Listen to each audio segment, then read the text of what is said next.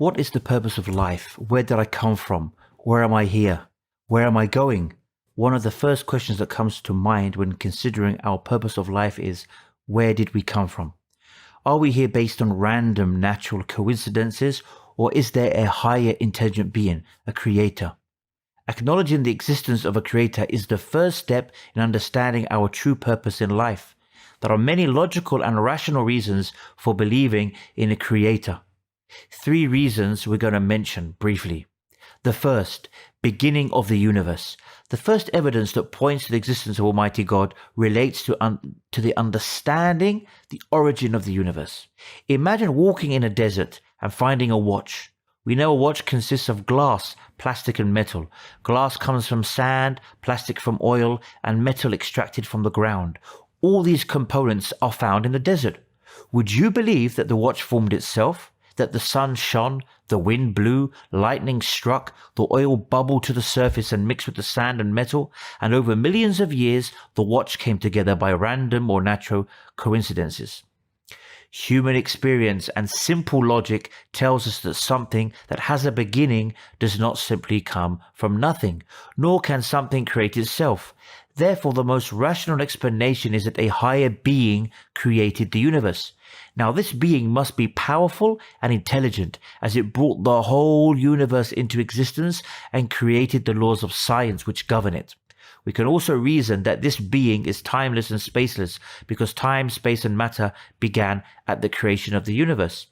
All of these attributes make up the basic concept of Almighty God, the creator of the universe. This is in perfect agreement with modern science, which concludes that the universe is finite and has a beginning. Some ask, who created God?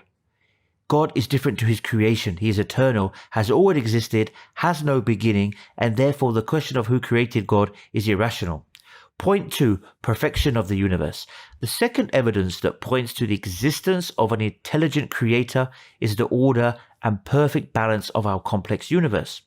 Many features in the universe clearly indicate it to be specially designed to support life, such as the Earth's distance from the sun, the thickness of the Earth's crust, the speed at which Earth revolves, the percentage of oxygen in the atmosphere, and even the Earth's tilt. If these measurements were slightly different to what they are, life could not exist. In the same way that a watch has an intelligent maker to keep accurate time, so too must the Earth have an intelligent maker to keep accurate time around the sun. Could this occur by itself? When we see the order, precise laws and systems within ourselves and throughout the universe, is it not rational they have an organizer? This organizer is best explained by the existence of Almighty God. Point number 3, revelation from Almighty God. The third evidence that points to the existence of Almighty God is the actual revelation that he has sent to humankind as a sign of his existence. There are clear signs that the book of Islam, the Qur'an, is the word of God. The Qur'an has many reasons, and a summary of them is that if God revealed a book of guidance, we would expect it to contain clear evidence of God's existence. The Qur'an is over 1,400 years old and contains many scientific facts that were unknown to people of that time and which have only been discovered recently by science. Examples include water being the origin of all living things, the expanding universe, and the individual orbits of the sun and moon. The Qur'an contains many historical facts that were unknown to the people of that time, as well as numerous predictions which have proven to be correct. Qur'an is free from any errors or contradictions despite gradual revelation over 23 years and covering a wide variety of topics. The Qur'an has been preserved word for word since its revelation in its original Arabic language, unlike other scriptures which no longer exist in their original form. The Qur'an has a simple, pure, and universal message which appeals to man's intellect and inherent beliefs about Almighty God. The Qur'an has a deep and moving effect on people. It was revealed to the Prophet Muhammad, peace be upon him, who was known to be illiterate, yet contains a unique style of language that is universally known as the pinnacle of Arabic eloquence and linguistic beauty. The most rational explanation for the many unique and miraculous aspects of the Qur'an is that it is from Almighty God. Now, Almighty God, Allah, sends guidance. So upon acknowledging that we have been created by the all-wise Creator, we would expect to be informed of our purpose. How can we know what God expects from us? Do we live in trial and error, or do we make our own purpose? Do we go with the flow by following others? No. Allah sent prophets and revelation to inform us of our purpose. He sent thousands of prophets, in fact, at least one to every nation, with the same message to worship Him alone and to follow His guidance. They included Abraham, Noah, Moses, Jesus, and the Prophet Muhammad, peace be upon them all. Prophet Muhammad, peace be upon him, was the last in the chain of prophets and was the perfect example of an honest, just, compassionate and brave human being. He was sent with the final revelation from Allah, the Qur'an, to demonstrate how its teachings should be applied. The Qur'an is a book of guidance and explains many concepts such as the purpose of our existence, who Allah is, the actions liked and disliked by Allah, the stories of the prophets and their lessons, accounts of heaven, hell, and the Day of Judgment. It aims to clarify as well misunderstandings about the nature of God, such as clarifying the nature and role of Jesus compared to the nature of Almighty God, Allah. Jesus, like all other prophets, performed miracles and called to the worship of the one true God. Now, let's discuss the nature of Jesus.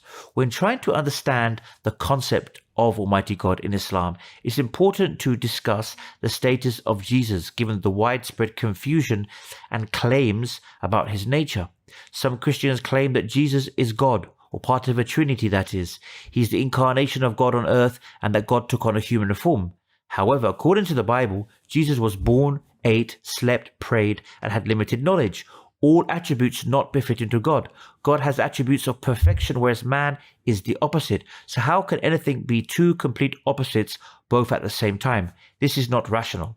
However, some may ask, if God can do anything, why can't he become a man? By definition, God does not do ungodly acts. So if Almighty God became man and took on human attributes, he would necessarily no longer be Almighty God. Furthermore, the Bible contains many verses in which Jesus speaks and behaves as if Almighty God is a separate being to himself. For example, it says in Matthew 26:39 that Jesus fell on his face and prayed.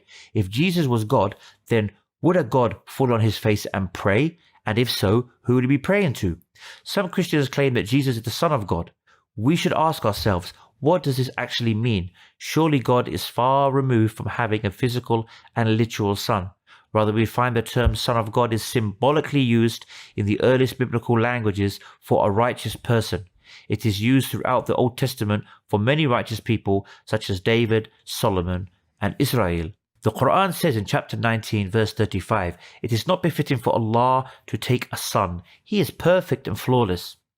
So the Islamic belief about Jesus explains who the real Jesus was, whilst maintaining the pure belief about Almighty God and his complete greatness, uniqueness, and perfection.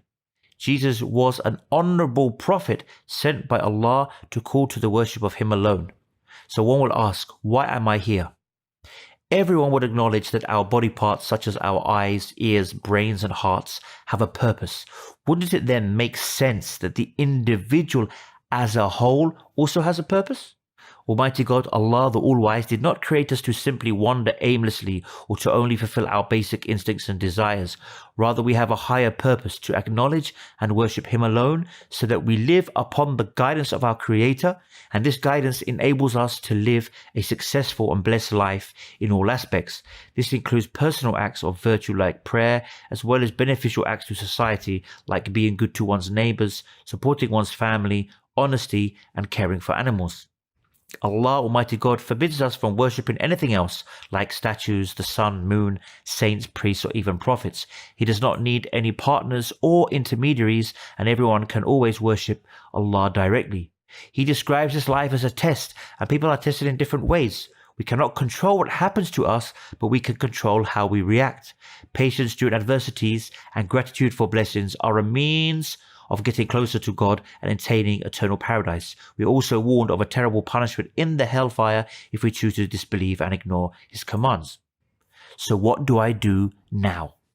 The test of one's faith is in using one's intellect to contemplate and recognize Almighty God's signs and live according to his guidance. This is done by submitting to his commands, which in Arabic means to become a Muslim, one who surrenders.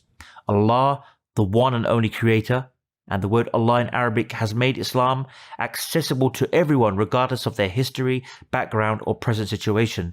Therefore, anyone can become a Muslim by simply believing in and uttering the following testimony of faith. I testify that there is no God worthy of worship except Allah, and I testify that Muhammad is Allah's messenger. Isn't it time for you to fulfill your purpose of life, submit to the truth, and acknowledge your Creator?